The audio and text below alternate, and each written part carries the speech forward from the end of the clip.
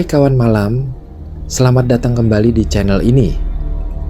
Channel ini bukan hanya sekedar membawakan cerita horor, melainkan ini adalah tempat di mana kisah nyata, urban legend, dan pengalaman mistis dari seluruh Indonesia disuarakan kembali dengan cara yang membuatmu merasa tidak sendirian.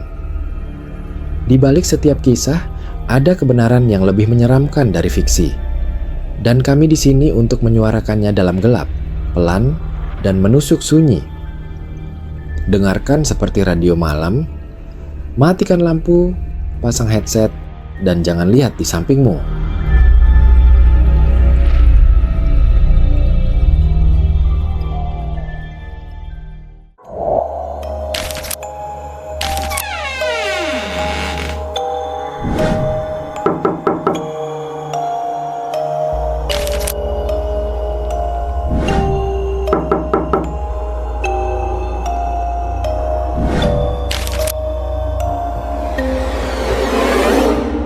Aku ada di sampingmu.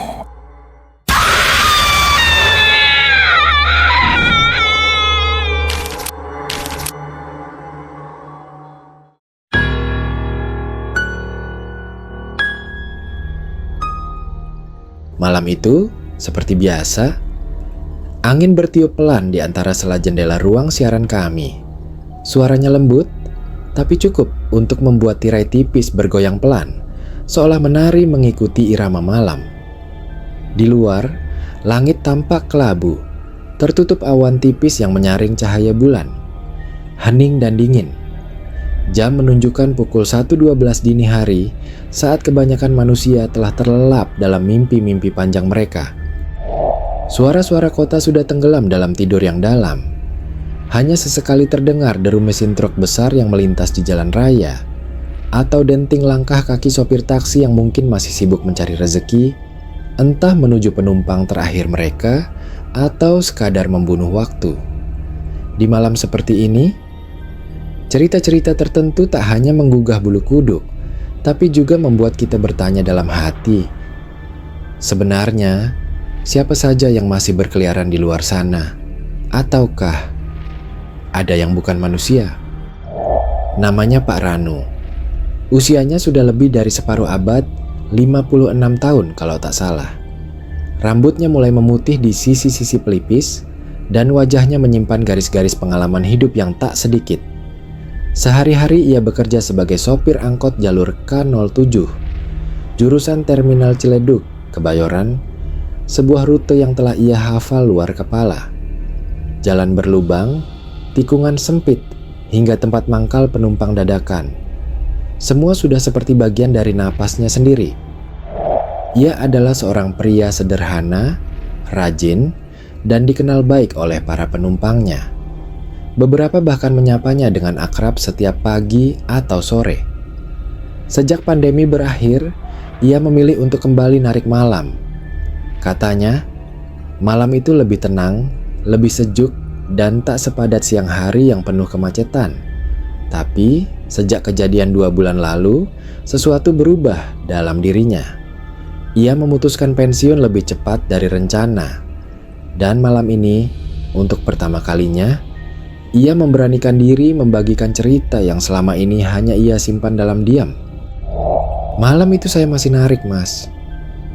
Udah lewat jam 11. Biasanya saya putus di Lebak Bulus, tapi entah kenapa saya ngerasa pengen muter satu kali lagi.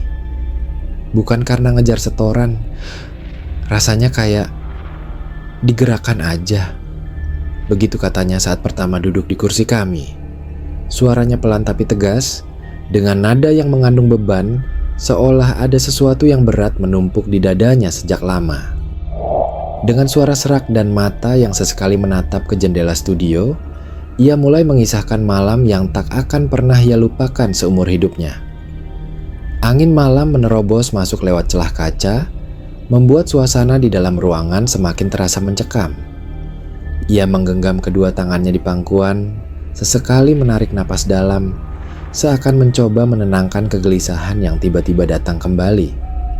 Malam itu bukan sekadar malam biasa. Ada sesuatu yang menunggu di ujung rute terakhirnya. Dengan suara serak dan mata yang sesekali menatap ke jendela studio, ia mulai mengisahkan malam yang tak akan pernah ia lupakan seumur hidupnya. Angin malam menerobos masuk lewat celah kaca, membuat suasana di dalam ruangan semakin terasa mencekam. Ia menggenggam kedua tangannya di pangkuan, sesekali menarik napas dalam, seakan mencoba menenangkan kegelisahan yang tiba-tiba datang kembali. Malam itu bukan sekadar malam biasa. Ada sesuatu yang menunggu di ujung rute terakhirnya. Saya mulai dari Fatmawati. Hening banget malam itu, Mas. Tapi anehnya, pas saya sampai di halte depan rumah sakit lama, ada penumpang angkat tangan, katanya, lalu berhenti sejenak.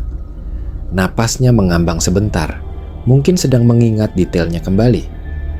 Dia perempuan, pakai jaket hitam, tudungnya nutupin hampir seluruh wajah. Tapi saya pikir, ya udah, mungkin perawat yang pulang malam. Ucapannya terdengar ringan, tapi matanya jelas menyiratkan bahwa sosok itu bukan penumpang biasa. Ada sesuatu yang mengganggunya sejak dari awal. Perempuan itu naik tanpa berkata sepatah kata pun. Langkahnya ringan, nyaris tanpa suara saat menaiki pijakan angkot. Ia langsung duduk di kursi belakang, dekat jendela, tanpa menoleh sedikit pun ke arah depan. Pak Ranu sempat melihat ke kaca spion tengah, tapi yang terlihat hanya rambut panjang menjuntai dan sedikit ujung dagunya yang pucat. Tidak ada suara salam, tidak ada senyum, hanya keheningan yang terasa semakin menebal sejak kehadirannya. Saya coba tanya, "Turun di mana, Bu?" katanya pelan. Tapi tak ada jawaban. Perempuan itu diam saja, menatap keluar jendela atau mungkin menunduk, sulit dipastikan. Mungkin dia lelah, pikir saya waktu itu, atau sedang malas bicara. Angkot pun tetap melaju perlahan melewati jalan-jalan sepi. Tapi sejak dia naik, radio saya mulai kresek-kresek kayak terganggu sinyal. Dan yang lebih aneh, udara dalam angkot berubah dingin, padahal AC nggak nyala dan jendela semua tertutup. Suasana jadi ganjil. Seperti ada sesuatu yang tak terlihat ikut duduk di antara kami. Saat melintasi jalan Cipete, keanehan mulai terasa makin nyata. Jalan itu biasanya sepi di malam hari, tapi malam itu terasa berbeda. Sepi yang terlalu sempurna, terlalu teratur. Lampu-lampu jalan yang tadinya menyala terang, mulai redup satu persatu saat angkot melintas, seolah-olah kota secara perlahan menarik kembali cahayanya. Seolah ada sesuatu yang tak ingin terlihat, atau lebih menyeramkan lagi, tidak ingin dilihat. Suasana berubah menjadi asing, seakan jalan itu tak lagi berada di kota yang sama. Jalanan yang tadi sunyi, berubah jadi senyap, bukan sunyi biasa. Tidak ada suara daun jatuh, tidak ada suara motor jauh di tikungan, bahkan suara mesin pun terasa seperti tenggelam dalam kabut tipis yang entah dari mana datangnya. Saya mulai gak enak hati. Perasaan saya bilang ada yang gak beres, katanya lirih. Ia mengintip ke spion tengah dan kursi belakang. Kosong. Tapi saat ia menoleh langsung ke belakang untuk memastikan perempuan itu masih duduk di sana. "Mas, masih di sana," ucap Pak Ranu sambil menahan napas, matanya berkaca-kaca. Seolah saat itu juga ia kembali merasakan dinginnya malam itu menyusup ke tulang. Semakin lama, semakin sulit bernapas. Udara dalam angkot terasa berat, seperti ada beban yang menggantung di tiap tarikan napas. Kaca jendela mulai berembun dari dalam, padahal udara di luar kering, dan tidak ada tanda-tanda hujan. Embun itu muncul begitu saja, perlahan menutupi pandangan keluar seperti tirai tipis yang membatasi dunia nyata dan sesuatu yang lain. Pak Ranu menyeka kaca dengan tangan, tapi embunnya kembali lebih cepat dari biasanya. Seolah angkot itu sedang dibungkus oleh sesuatu yang dingin dan tak kasat mata. Dan saat dia melihat ke spion untuk ketiga kalinya, mata perempuan itu menatap balik. Mata yang sangat hitam, seperti lubang tanpa dasar. Tak ada pantulan cahaya, tak ada kehidupan. "Saya hampir ngerem mendadak, Mas," katanya dengan suara bergetar. Tapi sebelum sempat bereaksi lebih jauh, perempuan itu tiba-tiba bicara. Belok ke kanan, masuk ke jalan kecil itu. Ucapannya pelan tapi jelas, dan yang paling mengerikan adalah suaranya. Serak, berat, kayak bukan suara perempuan muda. Dan saya, tanpa sadar nurut aja. Pandangannya kosong, seperti dikendalikan oleh sesuatu yang lebih kuat dari sekadar rasa takut. Jalan kecil itu bahkan bukan jalur resmi. Tidak tercatat di rute manapun yang biasa dilalui angkot, apalagi di jam malam seperti itu. Tapi entah kenapa, roda angkotnya seperti tertarik masuk, seolah ada kekuatan tak terlihat yang memandu setiap belokan. Jalan itu sempit, dipagari semak-semak liar di kedua sisi, dan gelap gulita, hanya cukup untuk satu mobil. Asap tipis seperti kabut menyelimuti bagian bawah jalan, membuat pandangan semakin terbatas. Semakin masuk, hawa dingin makin menusuk, dan perasaan tidak nyaman mulai menyelimuti dada. Di ujung jalan itu, ada sebuah rumah tua berdiri diam dalam gelap. Catnya mengelupas, seperti tidak disentuh manusia selama bertahun-tahun. Jendela-jendelanya tertutup kain hitam yang tampak kumal, menggantung tak rapi seperti tak pernah disentuh tangan. Dia bilang, "Turunkan aku di sini," ujar Pak Ranu. Tapi begitu saya berhenti dan nengok ke belakang, kursi itu kosong. Pintu pun tak terbuka. Tidak ada suara apapun. Dengan gemetar, saya turun, nyalain senter, dan periksa ke belakang. Nggak ada siapa-siapa, Mas. Bahkan jejak kaki pun nggak ada di lantai angkot. Tapi, yang ada malah bau amis, bau tanah basah, dan bau dupa terbakar menusuk hidung dan hati bersamaan. Pak Ranu buru-buru keluar dari gang itu, melajukan angkotnya tanpa arah. Seperti dikejar sesuatu yang tak bisa dijelaskan dengan logika. Tangannya gemetar di setir, keringat dingin membasahi pelipis meskipun udara malam begitu menusuk. Jalanan yang ia lewati seperti berubah bentuk, tak lagi familiar, seolah kota menolaknya kembali ke jalur semula.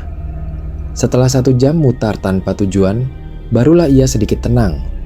Tapi di saat itu juga, ia sadar sesuatu hilang, dompetnya. Ia yakin sebelumnya dompet itu ada di saku jaket. Hilangnya terasa aneh, seperti diambil diam-diam oleh sesuatu yang tak kasat mata. Namun yang membuatnya lebih gelisah bukan soal dompet. Kursi tempat perempuan itu duduk. Sejak malam itu selalu terlihat basah setiap kali ia narik malam. Tak peduli berapa kali ia lap atau bahkan ganti kain pelapisnya, selalu ada bekas basah di sana, seolah ada sesuatu yang terus menempati tempat itu. Saya sempat tanya tukang parkir di terminal soal rumah di ujung gang itu, katanya menatap kosong. Tapi mereka bilang rumah itu udah kosong puluhan tahun setelah pemiliknya, seorang perawat rumah sakit, ditemukan tewas di dalam angkot. Malam, seorang diri tanpa sopir. Ucapan itu mengunci mulut semua orang di ruang siaran. Sejak malam itu, Pak Ranu tak pernah lagi narik malam. Bahkan angkotnya, yang sudah menemaninya puluhan tahun, ia jual seminggu kemudian, tanpa banyak bicara. Katanya, setiap kali menyentuh setir, bayangan perempuan itu selalu muncul di benaknya. Bukan sekadar ingatan, tapi seperti perasaan bahwa kursi belakang masih diisi oleh seseorang yang tak pernah benar-benar pergi. Dia naik, Mas. Tapi saya yakin dia nggak pernah turun, ucapnya pelan, seperti bicara kepada dirinya sendiri. Kalimat itu menggema di ruang siaran, menimbulkan dingin yang tak berasal dari angin malam. Di akhir wawancara, kami tak banyak bicara. Semua terdiam, tak tahu harus merespons seperti apa. Hanya suara kipas angin tua di pojok studio yang menemani hening malam itu berdengung pelan seperti napas yang tertahan. Beberapa kertas di meja bergetar pelan tertiup angin entah dari mana. Dan tepat pukul 2.03 dini hari, salah satu lampu di studio kami berkedip dan mati. Padahal belum lama diganti. Semua mata saling menatap, tapi tak ada yang berani berkata apa-apa. Malam itu kami sadar, mungkin Pak Ranu tidak datang sendiri.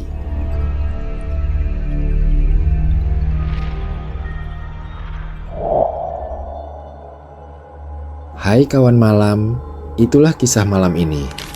Jika kamu merasa merinding, mungkin bukan hanya karena ceritanya, tapi karena sesuatu atau seseorang yang sedang bersamamu saat ini. Jangan lupa untuk like, subscribe, dan nyalakan loncengnya agar kamu tidak sendirian setiap kali malam datang. Sampai jumpa di cerita berikutnya. Dan ingat, jangan lihat ke sampingmu karena mungkin ada sesuatu di sana.